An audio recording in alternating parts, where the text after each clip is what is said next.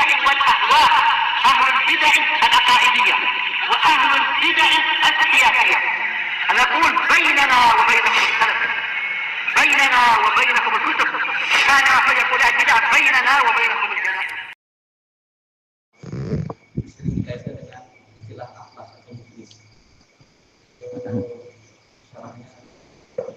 Allahu alam.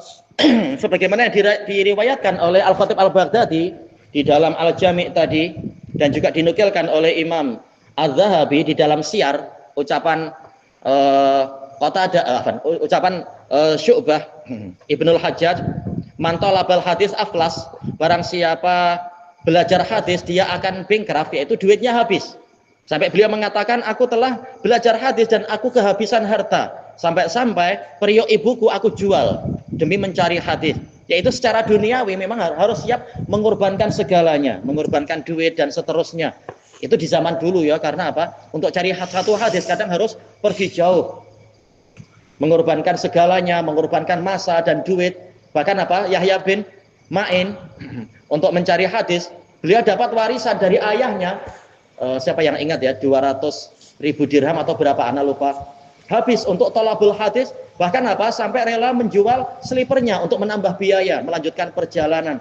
Jadi secara duniawi memang nampak aflas, habis duitnya dibanding dengan para pencari dunia, duitnya banyak sekali. Tapi setelah itu, siapa yang Allah muliakan? Jarang kita dapati para orang-orang kaya pencari dunia itu yang kemudian namanya terkenal dan diberkahi dan terus-menerus mendapatkan pahala walaupun sudah mati, jarang. Tapi justru yang Allah abadikan namanya sampai insya Allah sampai hari kiamat justru adalah para muhaddisin, para ulama yang mukhlisin dan yang seperti itu. Ada juga yang Allah mudahkan memang mendapatkan kekayaan seperti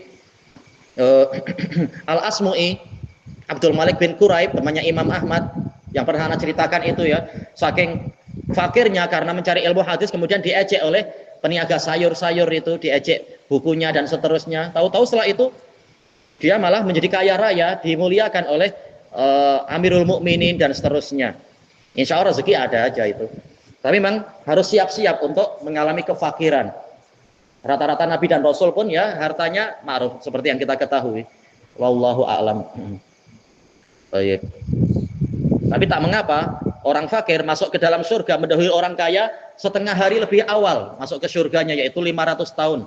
Walaupun untuk orang kayanya bukanlah kemudian rendah diri, aduh sudah susah payah saya cari duit, kemudian sedekah, tahu-tahu orang fakir juga yang lebih dahulu masuk surga. Jangan khawatir. Ibnul Qayyim rahimahullah di dalam Hadil Arwah mengatakan memang untuk lebih dulu masuk surga orang fakir. Karena yang dihisap paling seberapa kan?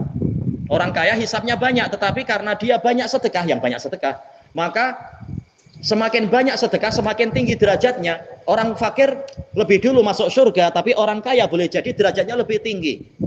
Walaupun agak lambat, tetapi karena banyak amalnya boleh jadi derajatnya lebih tinggi dari mukmin di surga. Allah lebih tahu daripada orang fakir di surga. Allah lebih tahu siapa yang layak mendapatkan sekian-sekian. Tidak ada yang perlu rendah diri. Masing-masing ada keutamaan. Wallahu a'lam. Walhamdulillahirabbil alamin.